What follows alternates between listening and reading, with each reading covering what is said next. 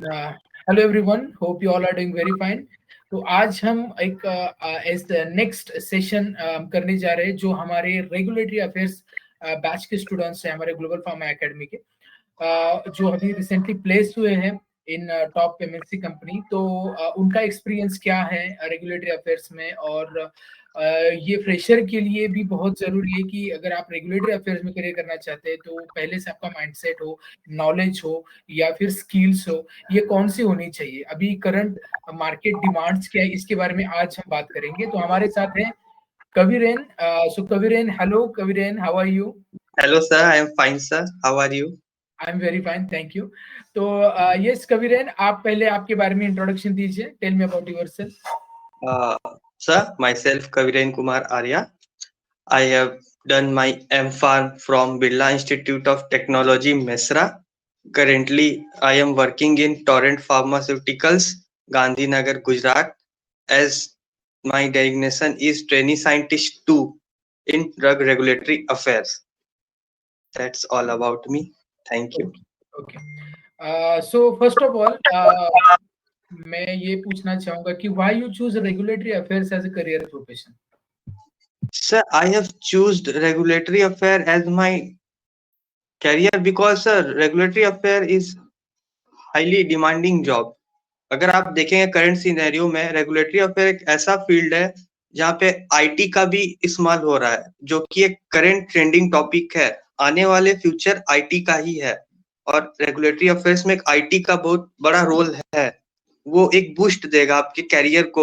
और एक ये व्हाइट कॉलर जॉब है, इसमें आपको खाली अपने मेंटल एबिलिटी को यूज करनी है और अपने सॉफ्ट स्किल दिखाना है, प्रेजेंस ऑफ माइंड लगाना है, आईक्यू यूज करना है। ये उतना हरासिंग वर्क नहीं है कि आपको ऊपर नीचे जाना है, भागम भाग ज्यादा नहीं। आपको एक रिलैक्स सीट दिया जाएगा, केबिन मिलेगा, आपको बस सॉफ्ट स्किल और ब्रेन को यूज करके अपना वर्क करना है। तो एक रेगुलेटरी अफेयर्स, और इसमें ये बेनिफिट है कि आपको कैरियर सैलरी वाइज भी काफी अच्छी ग्रोथ होगी। आप अगर अलग डिपार्टमेंट में देखोगे तो इट टेक्स टाइम टू मतलब ग्रो होने में, सैलरी इंक्रीज होने में। बट रेगुलेटरी अफेयर्स ऐसा है कि आप 3-4 साल के एक्सपीरियंस के बाद एक अच्छे पोजीशन विद गुड सैलरी आप अचीव कर सकते हो। So it is a very good field in my view. Okay okay. तो अभी जो आपका डेजिग्नेशन है और आपकी रिस्पॉन्सिबिलिटीज क्या है, इसके बारे में थोड़ा बताइए। सर, करंट मेरा डेजिग्नेशन है ट्रेनी साइंटिस्ट 2 की। ये बिगिनिंग होता है आरए में इन टोरेंट फार्मा। और रिस्पॉन्सिबिलिटीज बेसिकली है कि मुझे जितने भी ड्रग्स में वेरिएशन होते हैं, जो प्रोसेस में वेरिएशन होते हैं, तो वो जो चेंजेस होते हैं उसका पैकेज हमें बनाना पड़ता है। तो as I am in beginning level, so मुझे उतने टफ वेरिएशन नहीं दिए जा रहे, बट माइनर माइनर जो वेरिएशन आते हैं उसको चेंज करके एक नए पैकेज, ये पैकेज टर्म थोड़े मतलब आ रही है, अगर आप इस फील्ड में आओगे तब आप जान जाओगे। वो पैकेज चेंजेस करके हमें एजेंसी को भेजना पड़ता है। That's yes yes, good. तो अभी आपने आपका ड्रीम जॉब आपको मिला है as a regulatory affair profession, आप पहले से चाहते थे, लेकिन अगर कमिंग गोइंग बैक, ओके, तो जब आप स्टूडेंट्स थे तो आपको रेगुलेटरी में जाना था, तो ये आपने कब डिसाइड किया था और उसके लिए क्या क्या प्रिपरेशन की थी आपने? सर देखिए, ये मैंने कब जब डिसाइड किया, क्योंकि जब मैंने ये देखिए सर, थोड़ा फ्यूचरिस्टिक भी होना चाहिए कि हमें समझना चाहिए कि आगे क्या आने वाले और आगे क्या किसका डिमांड है।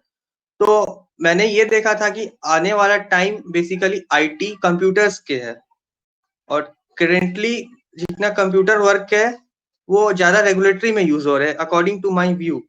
सो मैंने ये फाइंड आउट किया कि ऐसा क्या ब्रांच है कि जिसमें मुझे फार्मा भी रहे और कंप्यूटर भी रहे। सो मैंने देखा कि रेगुलेटरी अफेयर, ये मेरे जैसे मैंने क्वालिटी एश्योरेंस में फार्मा किया है, तो ये मेरे जो जो मैंने एम फार्म किया उससे काफी रेलेबल है। तो मैंने देखा आईटी प्लस फार्मा, सो फिर मैंने ये देखा, फिर नेट में सर्च किया, आपका मैं चैनल फॉलो करता था, तो वहां से मैंने अपने अनाउंसमेंट डाला था कि वो 3 मंथ्स रेगुलेटरी अफेयर कोर्स। फिर मैंने वहां गया, फिर वो 3 मंथ्स किया, फिर मुझे काफी हेल्प मिला इस कोर्स से। तो फिर मैंने वो बोलते हैं ना, एक बार आपने चलना स्टार्ट किया तो आप मंजिल तक पहुंच ही जाओगे। वैसे वैसे करते करते मंजिल मिल गई मुझे। Good good. तो जैसे आपने अप्लाई करना शुरू किया रेगुलेटरी अफेयर जॉब के लिए, तो वो क्या चैलेंजेस थी शुरुआत में?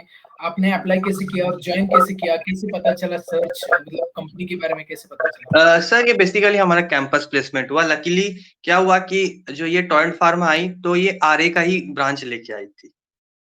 सो मैंने आरए का मतलब मैं ऐसे सोच रहा था, लेकिन मुझे लगा नहीं था कि ये होगा, बट ये आरए का लेके आई और मैंने इंटरव्यू दिया और ये हो गया। तो इसमें ज़्यादा मेहनत नहीं करनी पड़ी, एक बना थाली मुझे आके मिल गया। ओके। तो इंटरव्यू के बारे में अगर बात करेंगे तो कितने राउंड्स हुए थे आपके इंटरव्यू में?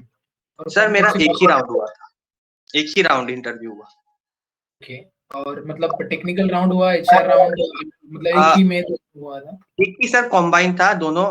एक ही मतलब मुझे 1 घंटा दिया गया था, आधा घंटा में आपका पहले टेक्निकल पूछा गया और आधा घंटा में एचआर राउंड हुआ। Okay, okay, fine. तो जैसे कि आपने बताया कि आपने सर्टिफिकेशन कोर्स किया था, तो इंटरव्यू में उसका क्या हेल्प हुआ था आपको? अभी भी क्या हो रहा है? सर बेसिकली तो मैं आपको थैंक यू बोलना चाहूँगा, वो मॉक इंटरव्यू, वो आपके कोर्स का बेस्ट पार्ट है मॉक इंटरव्यू। लिटरली बोल रहा हूँ बेस्ट पार्ट है वो मॉक इंटरव्यू। फ्रेशर्स का मतलब वो क्या बोलेंगे, वो एक तरह का बॉर्नविटा है, आपका एनर्जी बूस्ट कर देगा, कॉन्फिडेंस पूरा बूम कर देता है वो हुआ। और दूसरा देखिए सर, ये आपका जो प्रोजेक्ट किया है आपने एम फार्म में, आप जिससे भी आप जो भी कोर्स कर लो वो लास्ट में आएगा, लेकिन आपका एम फार्म का प्रोजेक्ट, उससे बहुत सारे क्वेश्चन पूछा जाएंगे और आपको उसमें फंडामेंटल क्लियर होना चाहिए। इवन आपका टॉपिक से ही क्वेश्चन पूछा जाएगा, ये क्या है, ये क्या है, ये क्या है। सो प्रोजेक्ट को आप पूरा थॉरो हो जाइए, प्रोजेक्ट में कोई कॉम्प्रोमाइज मत करिए। हाँ मैं आरए का इंटरव्यू दे रहा हूँ तो मुझे आरए का ही क्वेश्चन नहीं, आपका स्टार्टिंग में ही आपको प्रोजेक्ट से ही क्वेश्चन पूछा जाएगा ये। और आरए में सर आपका जो जैसे उमाकांत सर ने पढ़ाया था टाइप्स ऑफ वेरिएशन, वो कितने टाइप कहाँ कहाँ किस किस कंट्री में है, ज्यादा मुझसे आरए का तो 3-4 क्वेश्चन वेरिएशन पूछा गया था, टाइप्स ऑफ वेरिएशन वैसे ही 4-5 ही क्वेश्चन पूछा गया था जो आपके कोर्स में अवेलेबल है, और डायरेक्ट क्वेश्चन पूछा गया था जो उमाकांत सर ने पढ़ाया था। और ज्यादा कम से कम नहीं तो मुझसे टोटल 14 क्वेश्चन पूछे गए थे, उसमें से 4 आरए के थे और 10 मेरे प्रोजेक्ट के थे। इवन दो वो लोग आरए के लिए आए थे, बट 10 क्वेश्चन उन्होंने मेरे प्रोजेक्ट से पूछा। प्रोजेक्ट के क्वेश्चन काफी वेट रखते हैं। ओके। इट मीन्स जो आप पढ़ रहे हो करंटली, जो लेटेस्ट क्वालिफिकेशन है या प्रोजेक्ट वर्क है, जो भी आपने एकेडमिक्स में किया है, वो काफी मतलब बहुत हेल्पफुल रहेगा, और वो उसमें ही क्वेश्चन ज्यादा पूछे जाते हैं। यस सर, काफी क्वेश्चन पूछे जाएंगे क्योंकि आपने उससे क्या है, वो एक तरह से आपको जज कर देगी ये लड़का ठीक है कि नहीं, इसने अपने प्रोजेक्ट में मन लगाया कि नहीं, मन से काम किया है कि नहीं। Yes, okay. तो अभी जैसे आपने ज्वाइन किया रेगुलेटरी अफेयर्स में, तो आपको क्या चैलेंजेस आई शुरुआत में और कैसे आपने सर देखिए, फ्रेशर्स के लिए देखा जाए तो ये एक नर्सरी से हमारा स्टार्टिंग हुआ है। हमने पढ़ाई जबकि पीजी की कर ली, बट ये जॉब वाला एक नर्सरी स्टार्ट हुआ हमारा, एक नया जिंदगी। तो यहाँ पे आपका कंपनी में पैर रखते ही चैलेंजेस स्टार्ट हो गए। आपको एक वॉकिंग स्टाइल भी मेंटेन करना है, आपको अपना वे ऑफ टॉकिंग भी मेंटेन करनी है, आपको आई कांटेक्ट भी मेंटेन करनी है, किससे कितना बोलना है वो भी मेंटेन करनी है। ये सब हमको कुछ नहीं पता, ये अभी मैं धीरे धीरे सीख रहा हूँ, किससे कितना बोलना है, क्या करना है, कैसे काम निकलवानी है, ये सब आनी चाहिए। किससे मतलब मैनेजर हो, हायरार्की मेंटेन हो चाहिए, असिस्टेंट मैनेजर, मैनेजर, ये सब आपको किससे कहाँ जाके क्या पूछना है ये सब भी जानी चाहिए। और बेसिकली अगर आप आरए में हो तो आपका सॉफ्ट स्किल अभी स्ट्रांग होनी चाहिए, हर एक बच्चे का सॉफ्ट स्किल स्ट्रांग होनी चाहिए। बेसिकली एमएस वर्ड और एमएस एक्सेल, माई एक्सेल, ये दो हर बच्चों को अपना क्लियर कर लेना चाहिए क्योंकि ये आरए में काफी यूज होंगे, वर्ड और एक्सेल। तो इसका मैं तो एक बोलूंगा कि आप यूट्यूब वगैरह में देख लो कैसे वर्ड कौन सा कैसे यूज करना है, एक्सेल में कितने शॉर्टकट की होते हैं, ये काफी आपको काम आने पड़ेंगे, काम आएंगे। जैसे मैं अभी इसमें थोड़ा चैलेंजेस फेस कर रहा हूँ एक्सेल में, शॉर्टकट कीज वगैरह में, तो ये मैं अभी ये स्टार्ट किया हूँ ये करना। तो अगर आप स्टार्टिंग से ये सब करके जाओगे तो आप जल्दी ग्रैब करोगे। और एक चीज और बोलना चाहूंगा, बॉस का जब डांटे तो वो बात दिल पे नहीं लेने का कि डिप्रेस हो गया, नहीं, वो यस, स्टार्टिंग में इनिशियली में सब डांट खाते हैं, तो वो यस, वो है। डेफिनेटली। और कुछ वर्क कल्चर के बारे में बताइए कि ये नाइट शिफ्ट वर्क होता है क्या, डे शिफ्ट ही वर्क होता है? सर देखिए, आर एक व्हाइट कॉलर जॉब है, तो इसमें आपका रिलैक्समेंट है कि खाली मेरा जैसे जनरल शिफ्ट चलती है, ओनली डे शिफ्ट। इसमें आरए में आपको नाइट शिफ्ट है ही नहीं, एकदम बहुत रेयर, कुछ जैसे ज्यादा अर्जेंट हो गया तो आरए इज बेसिकली आपका डे शिफ्ट। Okay, okay. और अगर किसी फ्रेशर के लिए आप कुछ बताना चाहेंगे कि कौन सी कंपनी टारगेट करनी चाहिए जो फ्रेशर के लिए अपॉर्चुनिटी देती है? देखिए सर, अगर आप फ्रेशर हो तो आप मतलब ज्यादा high high level company target मत करो, क्योंकि आप अगर ज्यादा हाई अपना छोटे हो के आप ज्यादा ऊंचा पे टारगेट करोगे तो वो लोग आपसे वर्क मतलब एक्सपेक्टेशन भी ज्यादा रखेंगे और आपको पूरा मतलब आप डिप्रेस हो जाओगे वर्क लोड के कारण, क्योंकि आपको वैसा देना भी पड़ेगा। अगर आप मेंटली प्रिपेयर नहीं हो वैसा देने के लिए, तो आप इनिशियली आप छोटे कंपनी से स्टार्ट करो, वहां पे जाओ, सीखो काम और देखो कैसे कैसे कैसे कैसे हो रहा है। अगर आप छोटे कंपनी स्टार्ट करोगे तो आप एक अपना मतलब पिलर जो होता है ना बॉटम, वो कोर स्ट्रॉन्ग करोगे। अगर आप एक ही बार टारगेट करोगे हाई लेवल कंपनी बड़े बड़े, तो आप वहां पे जाके फंस जाओगे, क्योंकि वहां पे प्रोफेशनल भी वैसे ही बैठे होंगे, आपसे वो डिमांड भी वैसे ही करेंगे कि हाँ मेरे को एकदम ए क्लास वर्क चाहिए। अगर आप फ्रेशर हो तो आप डेफिनेटली नहीं दे पाओगे, क्योंकि आपने कुछ सीखा ही नहीं है। तो आप छोटे कंपनी से स्टार्ट करो, देखो, एक बार सीखो, और जो वहाँ पे प्रेजेंट है वहां से गाइडेंस लो कि हाँ कैसे काम होता है। देखिए, तीन चीज याद रखो, पहले काम सीखो, फिर करो, फिर काम सिखाओ। ये 3 लाइन। Yes, yes. ओके, तो आपको ट्रेनिंग दी गई थी शुरुआत में? सर अभी हमारा ट्रेनिंग ही चल रहा है, हमारा 1 साल का ट्रेनिंग पीरियड है। सो अभी हमारा ट्रेनिंग चल रहा है, मतलब सिखाया जा रहा है काम, उसमें भी काफी गलती, सिखाने के बाद भी काफी गलती हो रही है, डांट खा रहे, फिर सीख के सुधार के कर रहे हैं। ओके, तो आप कौन से मार्केट के लिए वर्क करते हो, यूएसए, यूके? सर मैं यूरोप के लिए वर्क करता हूँ, उसमें मैं पोस्ट अप्रूवल में हूँ। Okay, okay. सर तो मैं एक और बात को ऐड कर देना चाहता हूँ, जैसे आप जाते हो ना यूरोप में, सॉरी रेगुलेटरी अफेयर में, तो वहाँ पे मैं जितना जान रहा हूँ वहाँ 3 तरह के होते हैं, यूरोप, यूएस और ROW. ROW means rest of the world. तो बेसिकली लोग यूएस को टॉप बोलते हैं, फिर यूरोप, फिर आरओडब्ल्यू। और यूरोप के अंदर भी एक प्री होता है, एक पोस्ट होता है, उसमें भी लोग डिवाइड हो जाते हैं।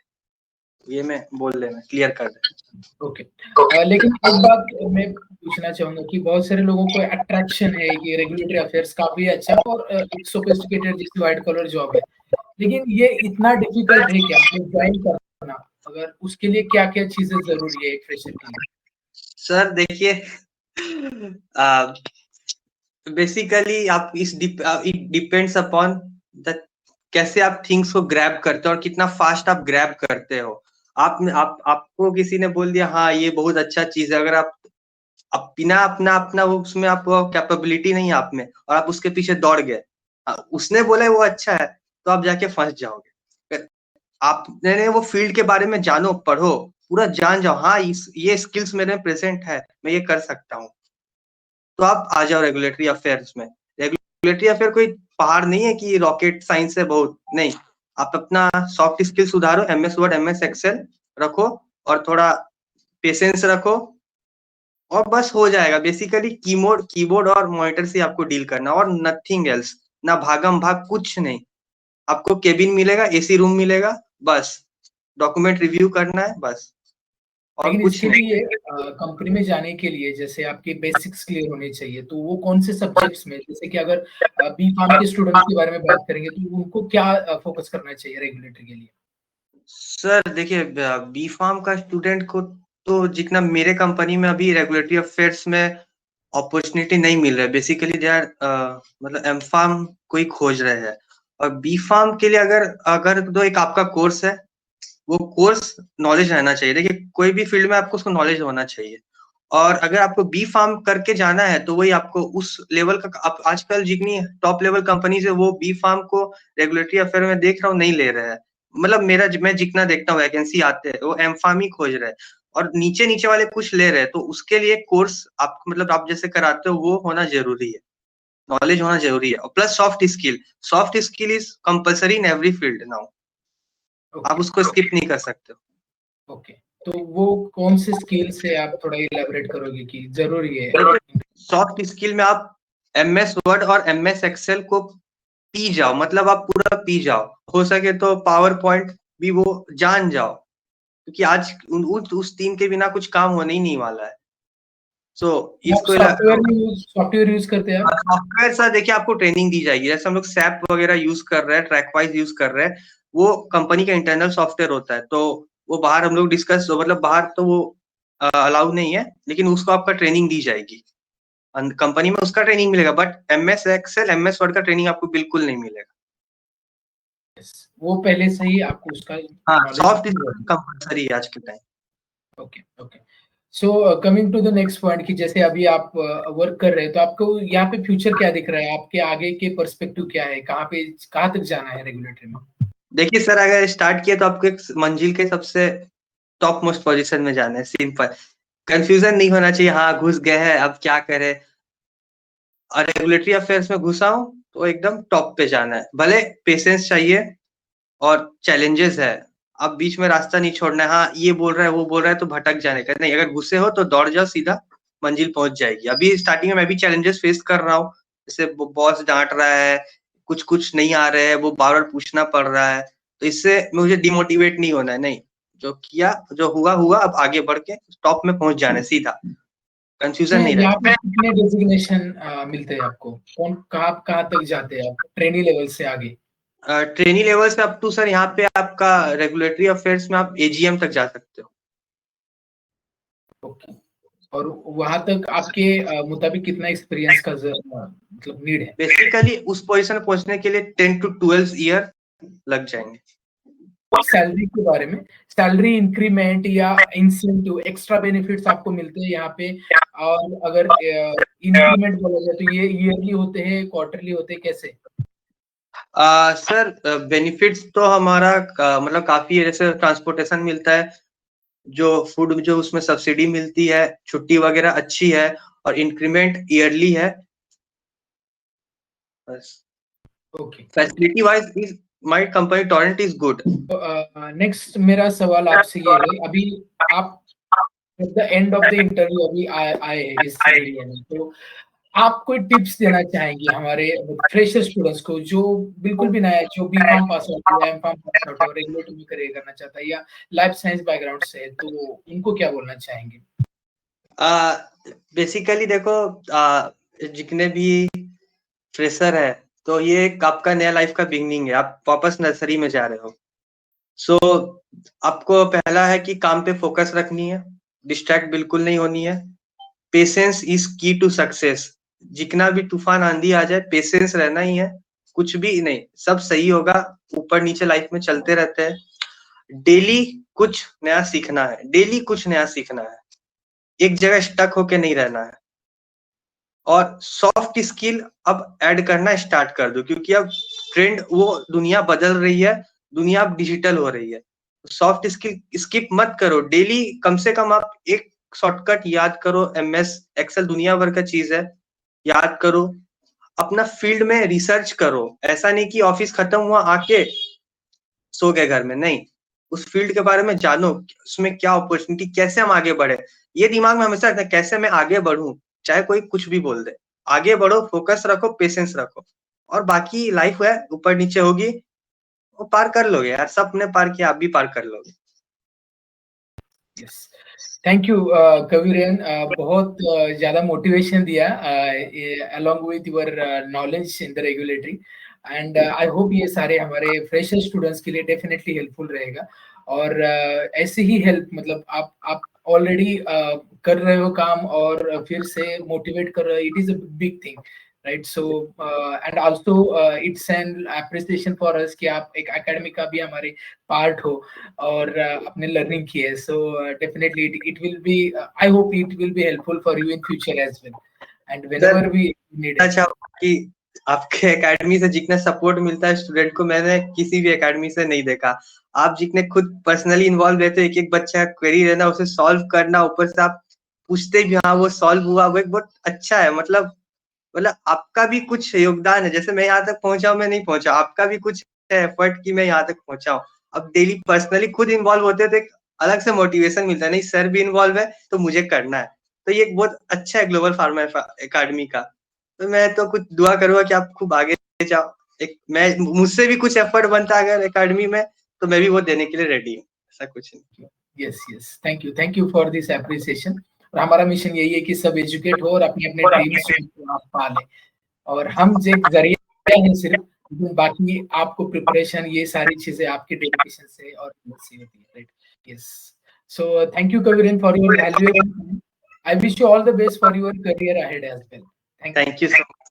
Thank you. मैं सभी लोगों को बोलना चाहूंगा कि अगर आप भी रेगुलेटरी अफेयर्स में करियर करना चाहते हैं तो हमारा करंट बैच अभी लॉन्च हो चुका है, डिस्क्रिप्शन में उसके पूरे डिटेल्स मिल जाएंगे।